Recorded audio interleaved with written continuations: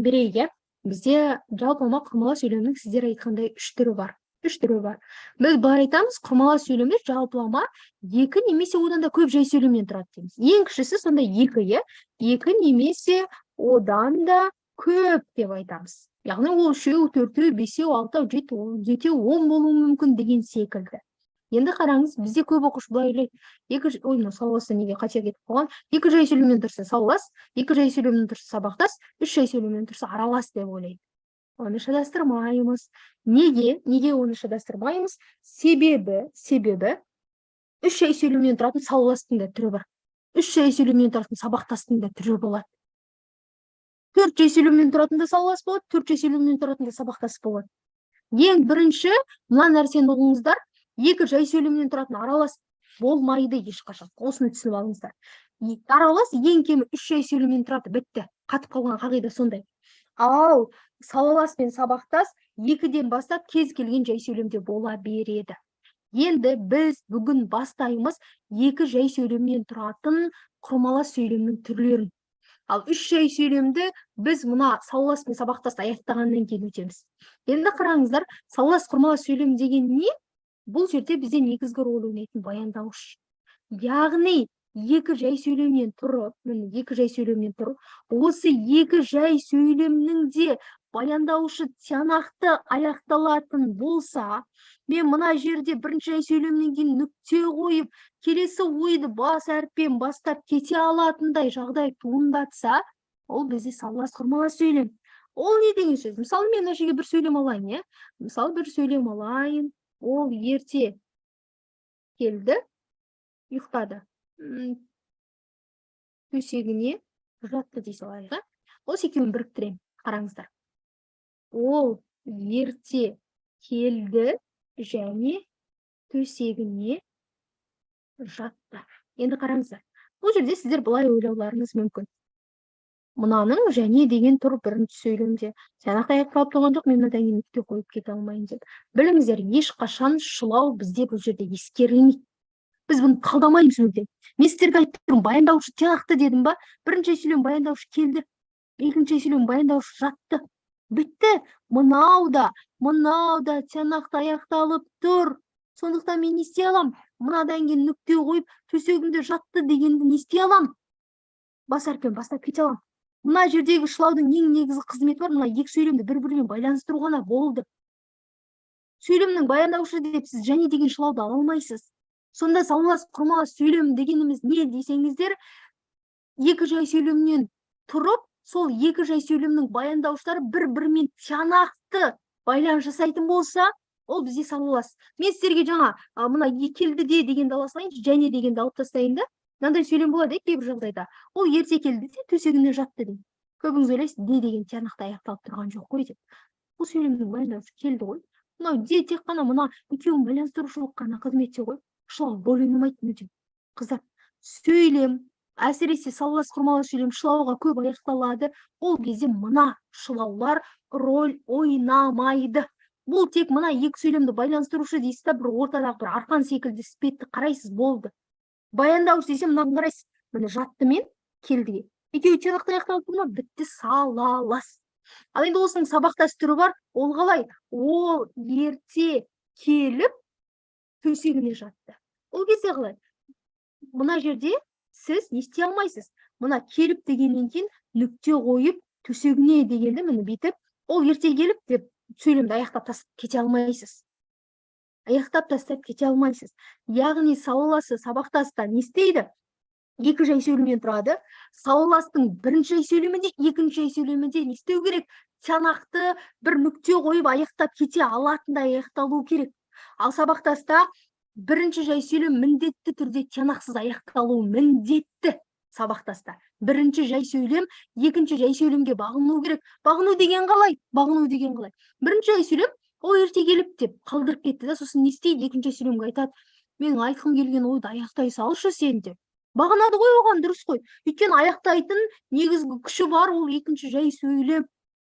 Сонда бірінші жай сөйлем, екінші жай сөйлемге мені ары қарай түсіндірші, мен аяқталмай қалдым, мына нәрсені аяқташы деп өтініш түрінде келетін болса, бұл бізде не болады? Бұл бізде сабақтас. Яғни бірінші жай сөйлем тиянақсыз аяқталады, екінші жай сөйлем міндетті түрде сөйлемнің соңы болғандықтан ол тиянақты аяқталуы міндетті. Міндетті. Сонда саллас пен сабақтастың басты айырмашылығы бірінші жай сөйлемге мән бере саласыздар.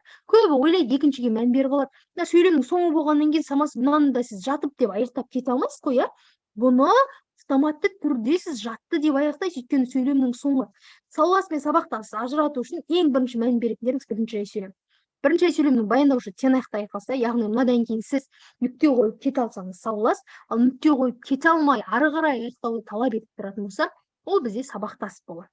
Енді аралас құрмалас сөйлем деген бар. Ең кемі 3 жай сөйлемнен тұрады. Аралас құрмалас сөйлемнің 2 жай сөйлемнен тұратын түрі жоқ. Біз 3 жай сөйлемнен тұратын құрмаласқа келеміз. Сол кезде қайтадан саллас, сабақтас, аралас деп осы үшеуіне қайтадан жеке-жеке тоқталатын боламыз. Түсінікті ма? Апай, түсінікті. Қазір кіреміз салластың өзіне жеке кіретін боламыз. Салалас. Қараңыздар. Ең бірінші саллас құрмалас сөйлемге байланысты. Ең бірінші айтатындарыңыз, саллас құрмалас сөйлемде әрдайым келеді жалғаулықты, жалғаулықсыз деген нәрсе келеді.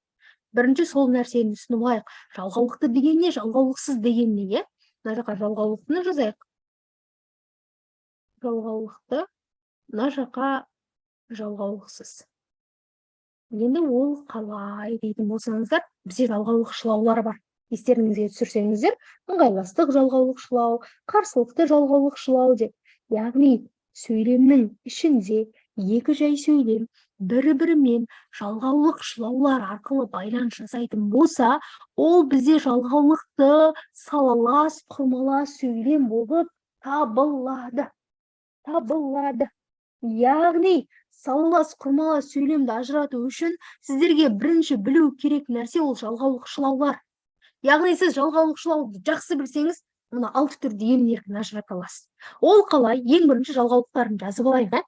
Ыңғайлас, салалас құрмалас сөйлем, ыңғайластық жалғаулықшылаулары және, әрі, да, те деген шылаулар арқылы байланыс жасайды. Бұл ыңғайлас. Келесі түрі бар, ол бізде қарсылықты. Бірақ деп бастайды. Алайда, дегенмен, әйтсе де деп айтсақ болады, әйтсе де, одан кейін тағы нені жазуға болады? Дегенменді жаздық, алайда, әйтсе де, сонда да, ол сабаққа кешігіп келді, сонда да мұғалім оны кіргізді дейтін болсақ, иә? Одан кейін себеп салдар салылас, әрине, себебі, одан кейін сондықтан, қараңыздар, өйткені, сондықтан, сол себепті деп айтсақ болады, иә? Сол себепті жасақ болады. Одан кейін келесі бір түрі бар. Келесі бір түрі ол бізде кезектес. Яғни кезектес деген не болады? Кезектес бірде, біресе. Тағы нені айтуға болады? Ал, бірде, біресе кезектеске. Кейде деген жазамыз. Талғаулы деген бар. Талғаулы деген саллас не, немесе, я, яки, я болмаса, әлде деген жазсақ болады. Міне. Ал түсіндірмеліде не жоқ? Түсіндірмеліде ешқандай жалғаулық шылау жоқ. Енді бұлар бізге не үшін керек, е? Егер сөйлемнің ішінде, яғни екі жай сөйлем, бір-бірімен осы шылаулар арқылы байланыс жасайтын болса, осы шылаулар арқылы біз оны осы шылауларға түріне байланысты жіктейміз. Оны біз жалғаулықты түрі дейміз. Ол қалай? Қараңыздар, ыңғайлас, салалас құрмалас сөйлемге мен былай жазамын. Ол келді де шай ішті. Ең оңай сөйлем шай ішті. Қараңыздар, бұл жерде шай ішті дегенді екеуін байланыстырып тұрған сөйлем мына де деген ыңғайластық жалғаулықшылау. Яғни мынау жалғаулықты ыңғайлас, салалас құрмалас сөйлем болады. Неге жалғаулықты десеңіздер, мына бірінші жай сөйлеммен мына екінші жай сөйлемді байланыстырып тұрған ортада шылау бар. Мына шылау ешқашан сөйлемнің баяндаушы болмайды. Баяндаушы ол келді және ішті. Екеуі не істеп тұр? Тиянақты байланыс жасап тұр. тиянақта байланыс жасаптық. Одан кейін бізде келесі қарсылықты бар. Қарсылықты. Енді мен осы сөйлемді керісінше жазамын. Ол келді, бірақ шай ішпеді деймін. Бұл жерде де бұл салалас, өйткені міне бірінші сөйлем баяндауыш келді, ішпеді деген екінші сөйлем. Мына бірақ деген шылау екеуін байланыстырушылық қана. Ұмытпаңыздар, сөйлемнің ішінде келетін шылаулар не сөзге қосымша үстеме мағына үстейді, не сөйлем мен сөйлемді, сөз бен сөзді байланыстырады. Болды. Одан артық сөйлемде оларда бастауыш, баяндауыш деген қызмет жоқ. Сондықтан сөйлемнің соңы мынандай шылаумен аяқталып тұрса, бұл шылауға мән бермейміз. Бірден алдындағы сөзге қарайсыз. Ол тиянақта аяқталып тұр ма? Аяқталып тұрған жоқ па деп. Енді себеп салдар, қараңыздар. Ол келді, себебі шай ішкісі келіпті дейді. Шай ішкісі келіпті. Мынау бізде себеп салдар. Неге? Өйткені мына жерде жалғаулықты себебі деген түрі бар, иә? Себебі деген жалғаулықшылау бар. Осыған қарап, біз құрмалас сөйлемді саллас, оның ішінде себеп салдар деп айтамыз. Ал кезектеске айтайық. Бірде ол күледі, бірде жылайды дейді. Жылайды дейді. Бұл бізде кезектес. Өйткені ол іс-әрекет не істеп жатыр? Кезектесіп орындалып жатыр. Бұл жерде және бірде деген не бар? Жалғаулық шылау бар. Ал келесі түрі бар, талғаулы. Бұл үйді мен жинаймын. Қараңыздар, бұл үйді мен жинаймын. Мен жалпылама тоқталып жатырмын, бұларға жеке-жеке кіреміз қыздар. Қатты шошып кетпеңіздер. Сен жинайсың, яғни талғапты. Екеуміздің біреуіміз ғана істейміз деп тұр. Бітті. Одан кейін түсіндірмелі. Түсіндірмелі деген бізде қалай болады? Түсіндірмелі, оның сабақты түсінгені сонша сұрақтарға бірден жауап бер. Яғни оның сұрақтарға бірден жауап беру несін түсіндіріп тұр? Оның сабақты жақсы түсінгені арқылы не істеп тұр? Түсіндіріп тұр екен. Түсіндіріп тұр екен. Сонымен саллас деген міне осы нәрсе. Барлығының баяндаушына мән беріп шығыңыздар. Келді, ішті. Келді, ішпеді. Келді, ішкісі келіпті. Күледі, жылайды, жинаймын, жинайсың. Яғни мына жерде нүкте қойып, мен келесі сөйлемді не істей аламын? Дегеннен бастап, бас әріппен бастап кете аламын. Сосын баяндауыштан кейін тұрған мына секілді шылаулар бізде тек қана мынаның байланыстырушы екендігін және салластың қай түріне жататынын анықтау үшін ғана керек. Бітті. Қатқылған қағида сол. Мынаған қарап, сөйлемнің соңы тиянақсыз аяқталып тұр деп ойламаңыздар. Жақсы ма? Түсінікті ме мына нәрсе? Яғни сөйлемнің ішінде осындай жалғаулық шылаулар арқылы келсе, біз бұны жалғаулықты дейміз. Ал енді осының тағы бір сөйлемін жаза салайын, бірінші сөйлемді. Ол келді, шай ішті десек, бұл жалғаулықсыз түрі болады. Яғни ортасында ол келді, және шай ішті деу керек, бірақ шылау жазып айтыр, сондықтан бұл саллас құрмалас сөйлемнің жалғаулықсыз түрі болып табылады екен. Сонда саллас құрмалас сөйлем деген не дейтін болсаңыздар, саллас құрмалас сөйлем деген мына құрамындағы, яғни құрмалас сөйлемнің құрамындағы жай сөйлемдердің баяндауыштарының тиянақты бір-бірімен байланыс жасауы. Яғни біреуге бағынбайды. Сен менің мынау былай айтқанда сабақтас құрмалас сөйлем былай істейді ғой. Бір өзі жұмыс істеп келе жатады да, сосын тоқтайды да біреуге өтініш жасайды, жалынады. Өтініш, мен мына жұмысымды аяқтап бере салшы деп. Сабақтас дәл солай. Сабақтас не істейді? Бағынады бір адамға. Істеп бере салшы, өтінемін, жалынамын деп. Ал салластағы екі жай сөйлемде не? Олар өздері тиянақты, ешкімге бағынбайды, өз-өздерімен жүрген. Мына екінші сөйлем бар болса да, жоқ болса да, оларға бәрібір. Ол келді, болды. Ой бар. Мағына жетіп тұр, бітті. Шай іштісін екінші сөйлеммен айта салам, бітті. Ол екінші бір тұлға секілді да. Ал нелер? Сабақтас құрмалас сөйлемдер бағынады. Яғни біріншісі екіншісіне міндетті түрде бағынады. Сен менің айтып келе жатқан ойымды аяқтап берші, соңына дейін жеткізші деп бағынатын болады. Түсінікті ма? Қазір осының әрбір жеке кіреміз. Енді қараңыздар, біз бүгін ыңғайласпен қарсылықтыны түсінетін боламыз. Ол қалай болады десеңіздер. Сонда сабақтасы да осылай өтеміз бе? Әрқайсысын жеке-жеке өтеміз. Бүйтіп шолып, қалай жасалады, жеке-жеке тұрамыз. Ау. Түсіндірмелі қалай болады? Түсіндірмелі, жаңа айттым ғой. Оның Осы сабақты түсінгені бойынша, мысалы, тапсырманы жақсы тез орында. Яғни түсіндіріп тұр. Оның сабақты жаңағы тез орындауының несін мәнін түсіндіріп тұр. Оған жеке келгенде түсіндірем, себеп салдары мен айырмашылығын қарастыр. Себеп салдар екеуі ұқсайды, бірақ түсіндірмеліде басты белгілі бір сөз бар, негізге алатын, сол арқылы айырмашылығын түсіне аласың. Ол былайша айтқанда себебін түсіндіру секілді нәрсе. Кеттік. Енді біз бастаймыз ыңғайлас, салалас, құрмалас сөйлемнен. Ыңғайлас, салалас, құрмалас сөйлем деген не дегеннен бастайық. Бұл деген бізде сөйлемде екілесел бұл міндеттерде. Сол екі жай сөйлемдегі іс-әрекеттің мезгілдес болуы. Мезгілдес деген қалай? Бір кезеңде орындалуы. Яғни ол келді, шай ішті. Ол отырды, сабақ оқыды. Ол тақтаға шықты, сабақ айтты. Ол далаға шықты, қуанды. Ол не істеді тағы? Дүкенге барды, нан сатып алды. Яғни іс-әрекеттің бірінің бірінің ізін ала бере орындалуы. Ол шығады, күледі. Ол отырады, сабақ оқып тастайды. Ол не істейді? Келеді, шай ішеді. Яғни іс-әрекеттің бір уақытта орындалуы. Ыңғайлас, салалас, құрмалас сөйлемдер және әрі, да, де, та, те деген жалғаулық жалғар арқылы байланысады. Жаңағы нәрсе ғой. Ол анасын жақсы көреді және анасын сыйлайды.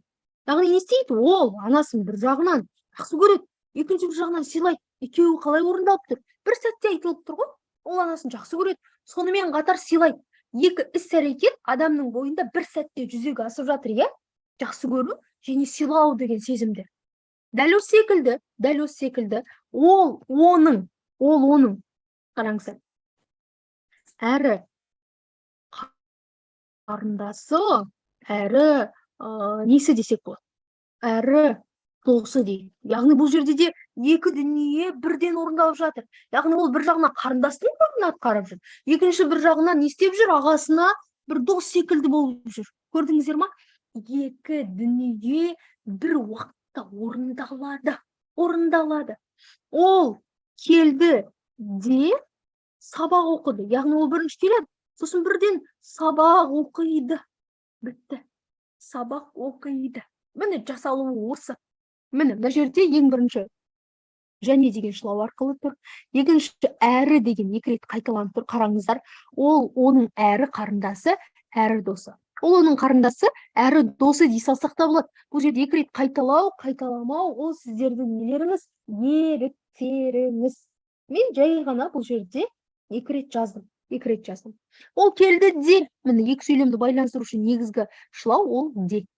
Сонда ыңғайлас, салалас, құрмалас сөйлемнің жалғаулықты түрі десе, мына және әрі, да, де, та, те деген осы 6 жалғаулық шылау кездескен сөйлемді белгілейді екенсіздер.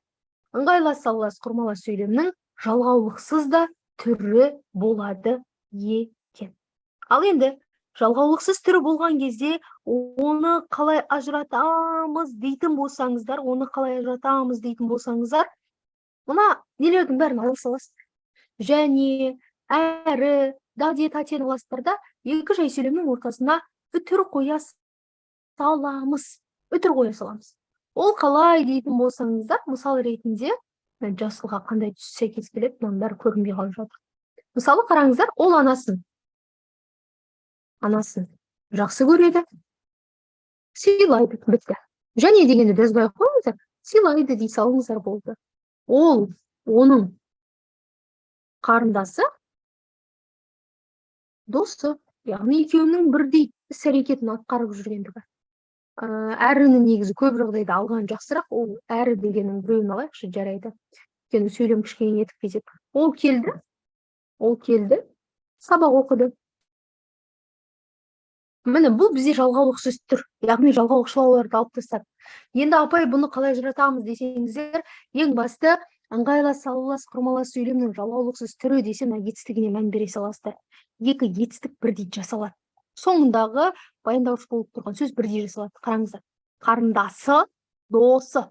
Яғни қарындасы түбір, қарындасы оның қарындасы, досы түбір, досы оның досы деп тәуелдік жалғау. Келді бір, д дегеніміз жеделдеткен шақ, оқыды, оқыты бір, д дегеніміз жеделдеткен шақ. Көреді, көрті бір, е дегеніміз көсемші, д дегеніміз жіктік жалғау. Сыйлайды, сыйла деп алайық, сыйты бір, ла деген етіс, дұрыс жұрнақ демек, сыйла деген етіс ба, е дегеніміз көсемші, д дегеніміз жіктік жалғау. Яғни ыңғайлас, аулас, құрмалас сөйлем екенін жалғаулықсыз түрінде қалай ажыратамын десеңіздер, етіске мән бере саламыз. Етістіктері бірдей тұлғада жасалады екен. Яғни екеуінде болып жатқан дүние, оқиға, іс-әрекет бір сәтте орындалып жатады. Яғни ол бір жағынан анасын жақсы көреді, ішінде сенім тұр. Бір жағынан анасын сыйлайды. Екі сезім не болып тұр? Адам басында қатар мезгілдес болып тұр. Және оның сезімі жаңағы сыйлағаны, жақсы көру деген сияқты сезімдері тікелей анасына арналып тұр екен. Ол қарындашы досы бақталады кімге? Ол келеді, оқиды, келді, оқыды деген нәрсе бар. Келген оқыған кім? Келген оқыған ол. Яғни ыңғайлас, аулас, құрмалас сөйлем деген не десеңіздер, екі сөйлемдегі ой мезгілдес болады. Яғни іс-әрекеттер бір-біріне жақын уақытта бір мезгілде орындалады, және әрі даде, тате деген жалғаулықшылау арқылы жасалады. Жалғаулықшылаусыз түрі бар, яғни жалғаулықшылау болмаса да жасалатын түрі бар. Бұл жердегі маңызды нәрсе етістіктерге назар аудару екен. Түсінікті ма?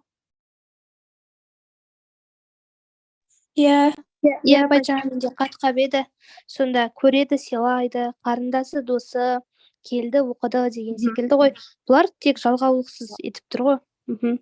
Байланысып тұр. Иә, жалғау жоқ. Бұл жерде мән бересіздер, етістікке мән бересіздер. Етістіктер, яғни бірдей тұлғада жасалса, олар ыңғайластық. Енді әзірге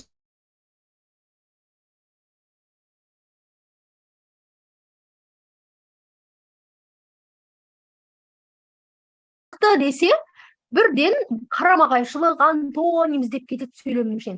Жақсы, жаман, келді, келмеді, енді келді, келмеді деген ол бізде антоним емес қой. Эфир салынады, алдыңғы эфирдің бәрін салып қойған. Бізде қарсылықты десе, бірден барлығы ойлап кететін ең маңызды нәрсе бар. Қарсылықты десе, жай ғана былай ойлайды.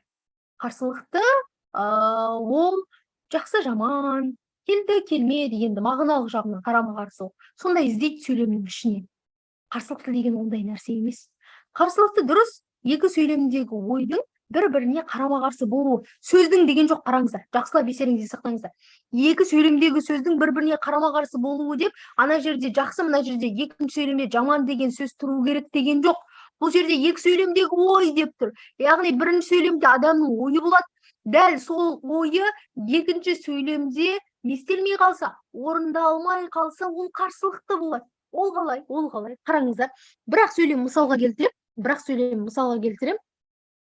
Ол сабақ оқып барды, қараңыздар. Бірақ мұғалім сабақ сұрамады. Міне қараңыздар. Бұл қалай қарсылықты, апай? Қарсылық бір-біріне мағына жоқ қой десеңіздер, қараңыздар. Ол сабақ оқып барды. Не үшін сабақ оқып барады ол? Ол сабақ айтамын деп оқып барады, Ал енді қарсылық бар. Ол сонша дайындалып, түнімен оқып, мен қалайда сабақ айтамын деп мектепке барған кезде, мұғалім ойдан сабақ сұрамай қояды. Міне қарсылық. Яғни сен мен айтамын деген оймен барасың, бірақ саған айтқызбай қояды. Міне мұнда қарсылық жатыр. Ол ерте тұрды, бірақ үлгермеді дейді. Қараңыздар, үлгермеді. Енді ол үлгермеді дегенді алайық. Ол ерте тұрды. Не себепті ерте тұрды? Ол баратын жеріне ерте бару үшін, анау автобусына мысалы үлгеру үшін ерте тұр. Қанша бірақ ерте тұрғанмен істей алмай қалды олар. Үлгере алмай қалды. Сіздер ойдың қарама-қарсылығы дегенді осылай іздейсіздер. Ол 5 алғысы келді, бірақ мұғалім қоймады. Яғни оның қатты 5 алғысы келді. 5-ті қалайда аламын деді. Қарсылық бар, бірақ ол 5-ті ала алмады, өйткені мұғалім оған істемей қойды. 5-ті қоймай қойды. Сонда қарсылықты салалас, құрмалас сөйлем деген не дейтін болса, былай айтасыздар. Бұл жерде сөз қарсылығы қажет емес, яғни антоним болу маңызды емес сөйлемдегі сөздердің. Ең маңызды нәрсе бар. Ең маңызды нәрсе ол сөйлемдегі ойдың қарсылығы. Ол істегісі келді, бірақ істей алмады. Ол ерте барғысы келді, бірақ бара алмады. Ол мектепке ерте барды, бірақ мектепке кіре алмады. Яғни ол мектепке ерте барудағы себебі бар еді. Ол мектепке ерте кіріп кетемін деп ойлады, бірақ қарсылық бар, ол ерте кіре алмады. Ол мысалы бұтыға жақсы дайындалғысы келді, бірақ дайындала алмады. Ол сабақты ерте тастағысы келді, бірақ орындай алмады деген секілді. Қарсылық деген осында, қарсылық деген ойда. Ол істегісі келеді бір нәрсені, бірақ істемейді. Ол бір нәрсеге жеткісі келеді, бірақ жете алмайды қандай да себеппен. Міне қарсылық деген осында жатыр.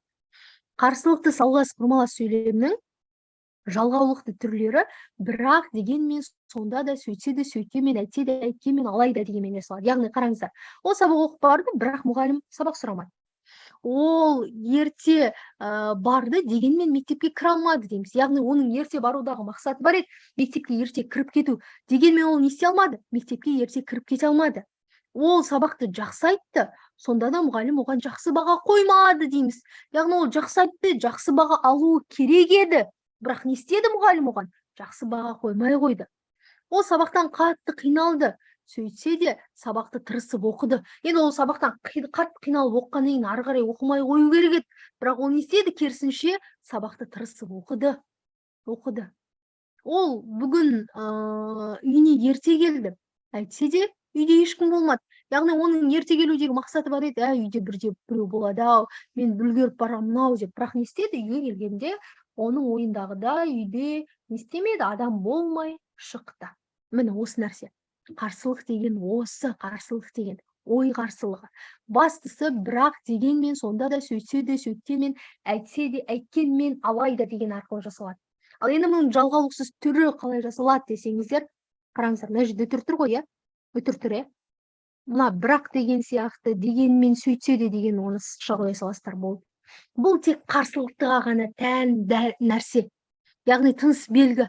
Сіз қарсылықты салаластың жалғаулықсыз түрін қалай ажыратамын десеңіздер, жаңа мына жерде үтір болды, үтір. Енді мына жерде бірақ, дегенмен, сонда да деген жалғаулықшылаудың орнына келесіз да, сызықшаны қоя саласыз.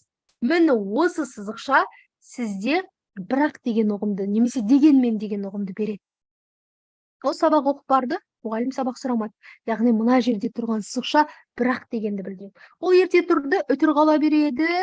Мына жерге бірақ деген тұру керек еді, бірақ не істейсіз? Бұны алып тастайсыз сызықша. Мына бірақ дегенді алып тастайсыз да, бұл жерге де сызықша қоя саласыз. Яғни жалғаулықсыз қарсылықты салалас құрмалас сөйлемнің түрі не арқылы? Үтір сызықша арқылы ажыратылады екен. Егер екі жай сөйлемнің ортасында үтір мен сызықша келсе, ол бітті қарсылықты салалас құрмалас сөйлем, соның ішінде оның жалғаулықсыз түрі деп жаттап аласыздар. Түсінікті ма? Иә, апай, түсінікті.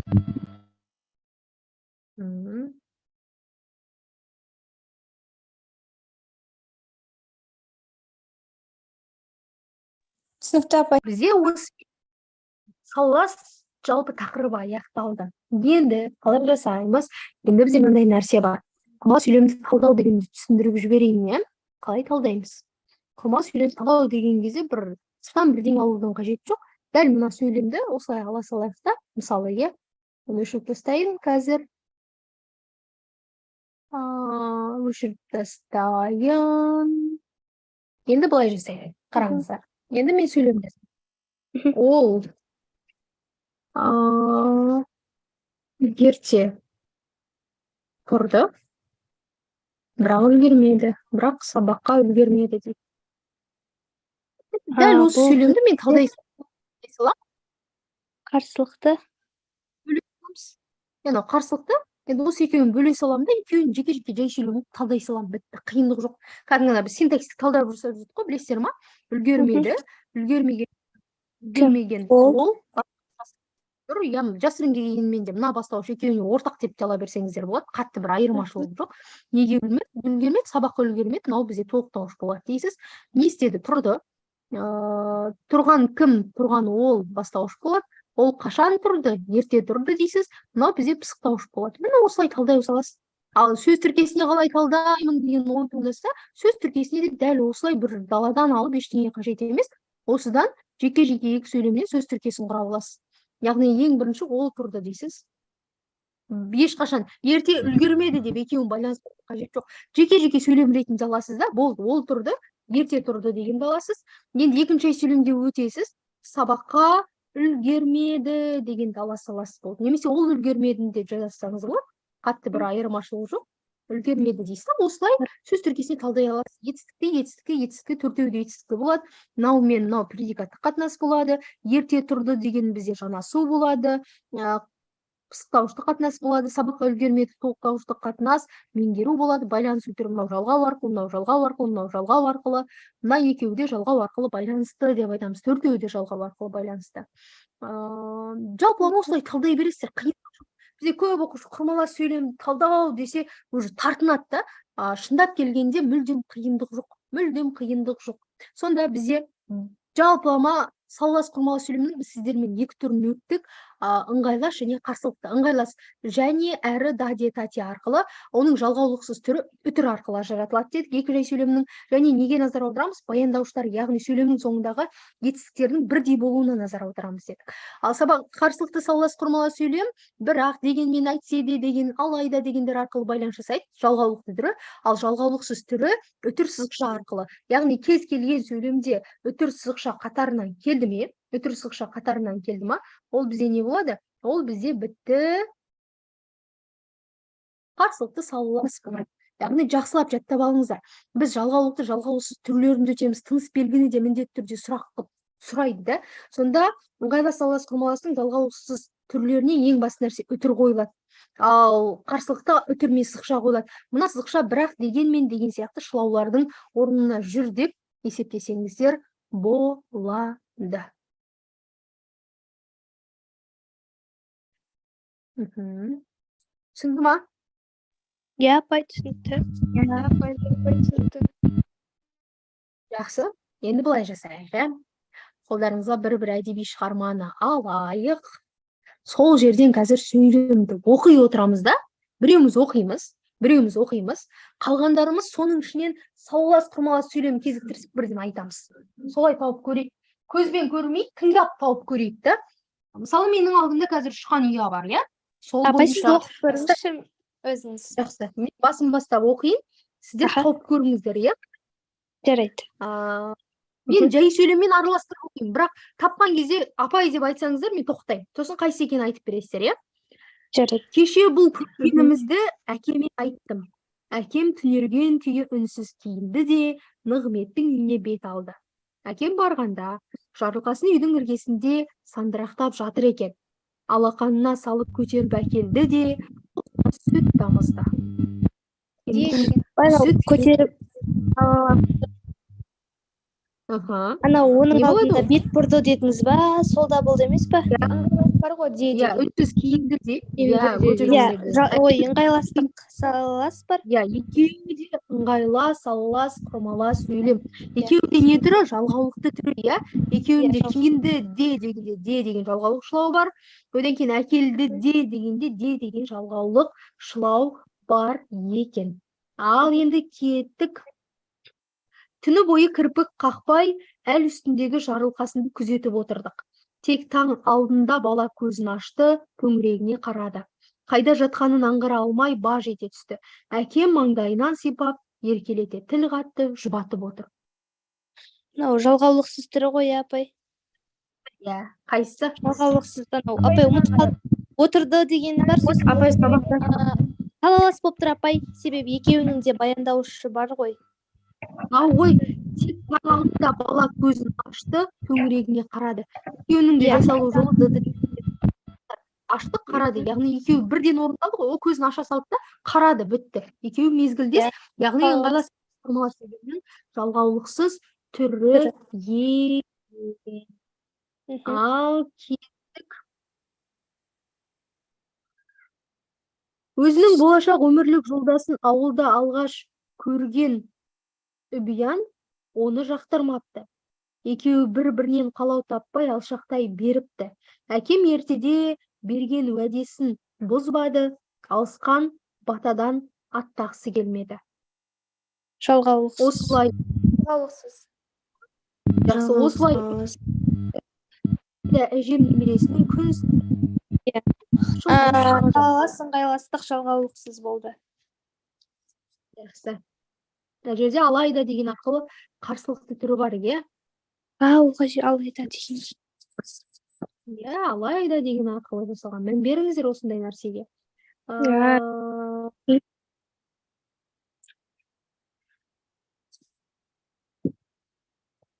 Қазір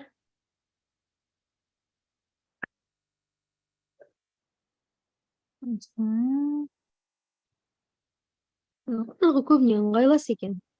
Мына жерде. Ыңғайлас екен. Жақсы. Жалпылама ыңғайлас пен қарсылық түсінікті ма? Көп Иә, ыңғайластықта деді. Ол келді де, ол орындалды. ыңғайлы сосын ана біреу саласың баяндаушына жалғаулықты не жалғаулықсызына мән бере саласың. Жоқ тапай. Негізі 3-тен өтуге болады да, бірақ кішкене түсіну үшін осылай 2-ден асықпай өтейік. Қосымша сұрақтарыңыз болса қойыңыздар. Келесі сабақ бізде себеп салдармен шатаспасам кезектес болады. Себеп салдармен түсіндірмелі болады. Екеуінің айырмашылығын түсіндірем. Сосын бізде кезектеспен талғаулы бар. Өйткені екеуінде көп оқушы кезектесте іс-әрекетке, мысалы, мынандай нәрсе да ол жерде. Біресе жауын жауады, біресе қар жауады. Ана жерде я сен істейсің, я мен істеймін дейді. Көп оқушы екеуінде кезектес деп қалады. Талғаулы мен нені кезектес, соны бірге өтеміз. Сонымен бізде жалпылама салалас құрмалас сөйлем осы аптаның ішінде, енді Алла қаласа осы апта 3 сабағымыз бар ғой, еш қайсысын қарсыз Алла қаласа осы аптада барлығын өтсек, біз салаласты аяқтаймыз. Сосын келесі аптаның бір сабағын не жасасақ, практикалық эфир жасасақ, одан кейін келесі аптаның ішінде сабақтасты аяқтаймыз.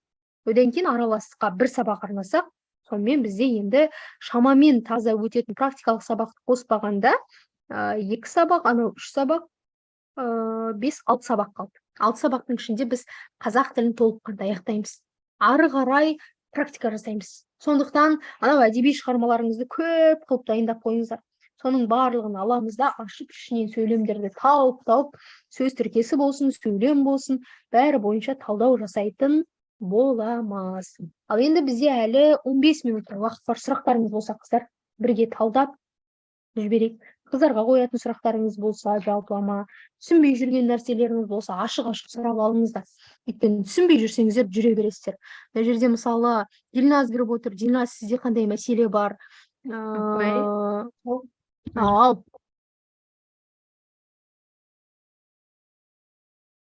Ал мархабат. Менде бір сұрақ бар еді. Мұнда қараңызшы, бізге алдында 15 сөйлем берді, сосын солар талдадық қой. Біз талдадық сөз тіркесіне, предикаттық деп әрқайсысын. Сол кезде мысалы бізде мынандай жағдайлар болып тұрады апай, мысалы, кітап алды деген сөз болатын болса, мысалы, сол кезде мен ойладым, кітапты алды деген т жасырын тұрда, сосын ол бізде табыстық септігінің несі болады деген сияқты бола ма, или кітап ол предикаттық бола ма? Мен сол жағын дұрыс түсінген жоқпын. Мен бірақ ойладым, кітап т болу керек деп ойладым да, т жасыртырып табыс деп талда кеттім оны, меңгеру деп. Иә, кітапты алды дейсіз, меңгеру деп аласыз, кітапты алды, ол алды деп жеке аласыз, осылай жеке-жеке аласыз. Жасырын тұрған кезде өзіміз несін аламыз, талдай береміз ғой, мен бәріне солай сөйлеймін.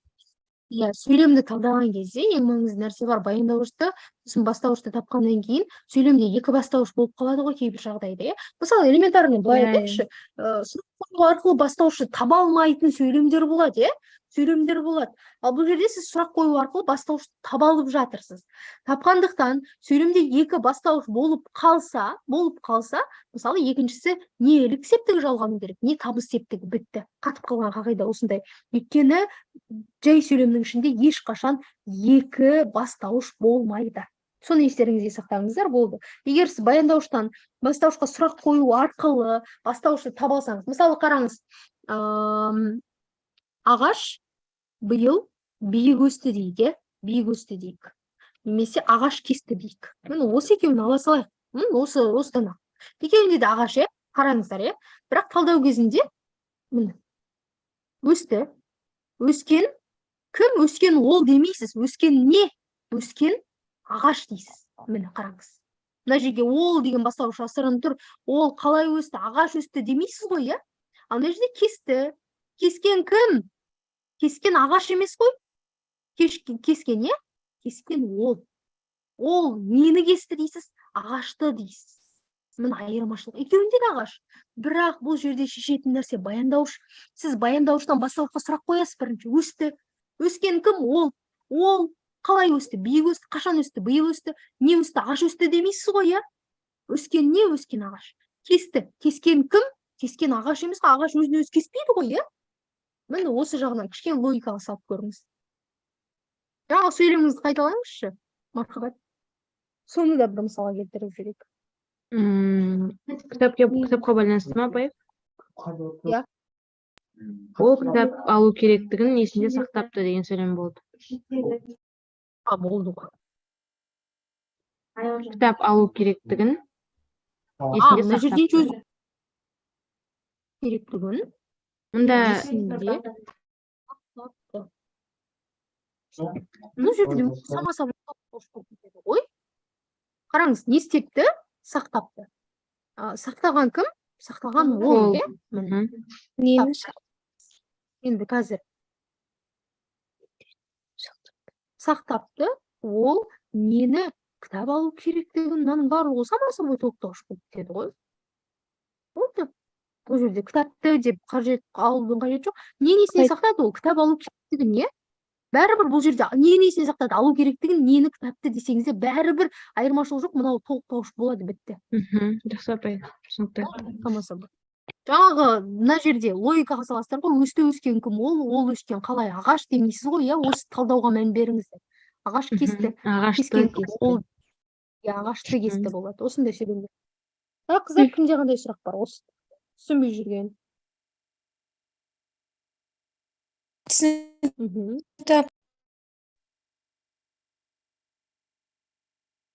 апай тек көп практика жасау керек.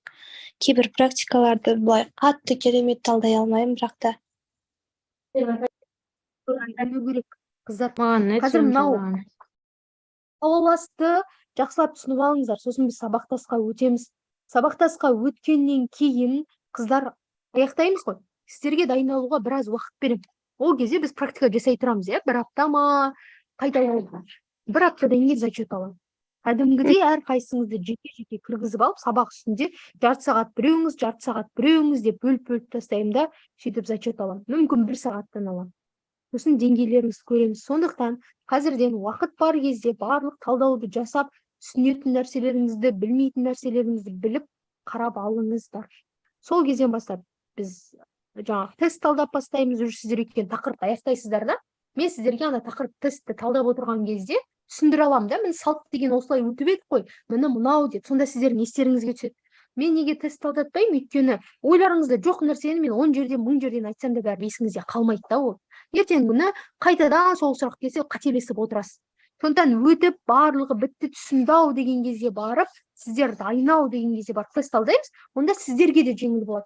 Яғни білмеймін деген сияқты іштей бір андай, мен сонша дайындалдым, неге білмеймін деген сияқты іштей бір өзіңізді жек көру деген сияқты сезім болмайды. Бірден сөйлемді талдап, жаңа тестті талдап, емін-еркін жауап беріп кетесіздер. 10 минут бар, қыздар, сұрақтарыңыз болса қойып, ойларыңыз болса айтып алыңыздар. Барлығыңыз жан-жақтансыздар ма? Алматыдан бізде қыздар жоқ па? Апай, мен анау Қаскелең жақтанмын, Ұзынағаштан. Күшті. Апай, сіз Алматыда мектепте сабақ бересіз ба, или жоғарғы оқу орындарында ма? Мектепте дедіңіз, иә? Джо Хай Скул деген мектепте сабақ беремін. Мә, күшті ғой. Сіздерге сабақ беремін. Мектепте де дайындайсыз ба, апай? Тегін дайындап жатсыз ба? Шахназ Алматыдан дейді. Мархабат Өскеменнен. Мектепте ма? Кәдімгі айлық. Сөйтіп Ақжайық Алматыдан екен. Мәсіған. Қыздар, қалай? Былтырғы қыздардың ішінен Алматыдан оқушы болған жоқ. Бір қыз ғана, ойлаңыздар, мен қаншама ағым оқыттым. Соның ішінен бір қыз ғана Алматы облысы Талғардікі болды. Қалғанының бәрі жан-жақтан болды. Сол үшін ғой соба сіздермен етпей жүргенім. Келіңіздер бір күн неге? Білмеймін, театрға барайық. Солай. Барайық, апай. Басқа барғым келіп жүр. Театрға барайық, қосымша тағы кино бар, не бар, әйтеуір бір Аружан апайларыңыз бар осы Алматыда. Енді Аружан апайларыңыз тұрмыста, сол үшін кішкене мүмкіндігі жоқ шығар, бірақ мен бара беремін деп. Менде не жоқ. Нұрбай Солай. екен, Жанерке Қызылорда дейді, Мархабат Өскемен. Бізде былтыр Алтынай деген қыз болған, Айтанова. Өте мықты қыз болды. Сол шығыстікі, Семейдікі. Абай туған өлкенің тумасымын деп жүретін. Қазір сол Семейде шәкәрімді оқиды. Одан кейін Түркістанның бір қызы болды. Сол өзінің Қожа Ахмет Яссауиіне түсті. Апай, мен алыстағым келмейді, осы жақта қалғым келеді деп жүріп, сол Түркістанның Қожа Ахмет Яссауиінде қалды. Өте мықты деп. Бірақ енді былтырғы қыздардың тең жартысынан көбі жымпуға түсті ғой. Көбі жымпуда оқиды қазір. Мен күлем ғой, маған сабақ берген мұғалімдер соларға беріп жатыр қазір. Университеттегі мұғалімдер ұзақ жүреді ғой. Мектеп сияқты емес, мектепте ауысып жүре береді, ал университеттегілер бір универде ұзақ жыл бойы сабақ бере береді ғой. Менде мысалы мектепте бір апай бар да, 75-ші жылғы апай. Мен 2000 жылғымын. 25 жас арамыз, Сонда сол кісіге сабақ берген мұғалімдер маған да сабақ берген ғой. Қазір біздің оқушыларға да сабақ беріп жатыр. Сонда универдегі мұғалімдер қаншама жыл жүре береді, ананы мынаны зерттеп. Апай, сіз 2000-сіз ба? 2000 жылға. Тоғы бар жоғымыз. Көп нәрсе білесіз, қандай күштісіз. Ой, менде деген қайда сіздерге деген. Мен жымпуды ұсынатын едім. Шыны керек, егер мүмкіндіктеріңіз болса, Алматыда тұрамын деп, Алматыға жібереді десеңіздер, мен жымпуды ұсынатын едім. Бір білімі жақсы. Мен біліміне енді өзім 100% кепілдік бере аламын. Өте жақсы оқытады. Егер оқысаңыз, шынымен де жақсы оқытады. Одан кейін екінші жағынан ата-анаңызға өте жақсы. Мен Агуда особо не дегендерді, Казгуларды онша жаман демеймін, өзіме ұнамайды. Казгуда көбіне сенат деген дүниелерді, акцент сода. Казгуда мұғалімдікке дайындамайды емес па, апай? Мұғалімдікке дайындамайды ғой деймін, олар андай философия дегендер ғой деймін. Иә. Филология, журналистика бар. Не жоқ, бет мамандық жоқ, Казгуда бар, Сұнатын ем, көбі бүйтіп айтады, ой, жымпу только қыздар болмайды, ой, мен басқа жерге барғым келеді деп. Бірақ мен өзім жымпуды бітірген адам ретінде, мен бір ойбай, мен универім деп, бір ой деп жақтағаннан емес, шынымен де түссеңіздер, бір жағынан ата-аналарыңызға көмекті, біздің жымпу қаншама стипендия береді оқушыларға. Мен мысалы студенттер мен 15 күн мектепте походить етіп алатын ақшаны 15 күн, енді 30 күн демей ақ қояйын. Оқушылар, студенттер оқып жүріп алады қыздар.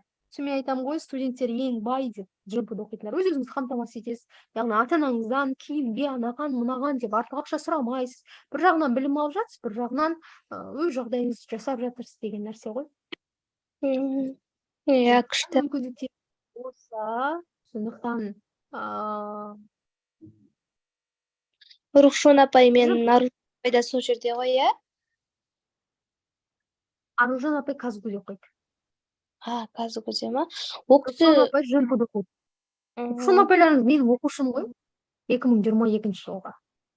Қанша күшті қызыңа? 2022 жылы мен сол Арсенде сабақ берген, ең алғашқы жыл қазақ тілінен берген, негізі кейін әдебиетке ауыстым да.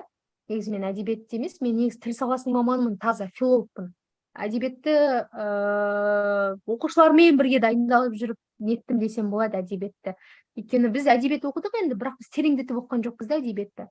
Сосын 2020 сол Рушон апайларға сабақ бердім. Қандай күшті түсінесіз апай? Кейбіреулері болады ғой, жаңа сіз баяндап бересіз ғой бізге, ал мысалға жыр сияқты беріледі, кейбіреулерін осы сіздің неңізде түсінемін ғой, мен апай былай айтқан еді ғой деп, жырда кейбір жерлер түсініксіз болады ғой, енді өзгеше андай басқа тілмен жеткізеді ғой, күрделі қылып, барлығын. Былтыр бізде Нұрсая деген апай болған, куратор, ол кісі Агуде оқиды да. Содан кейін турбо курсқа келді. Рухшон апай менен сұрады, апай, кураторлыққа деп. Рухшон апай өзі жақсы оқыған шәкірт болды да.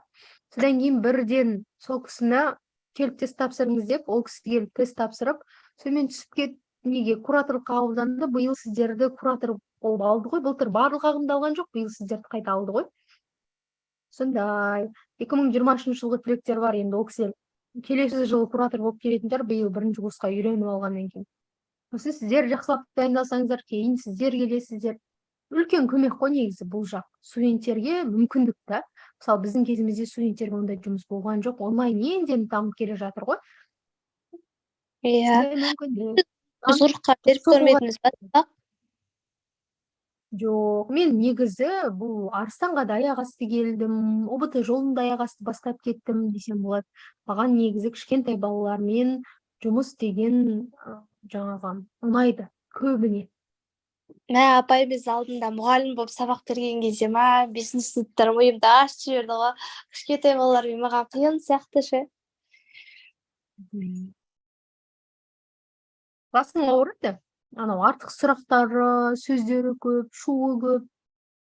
Иә, сұрай Маған береді бәрі қайта.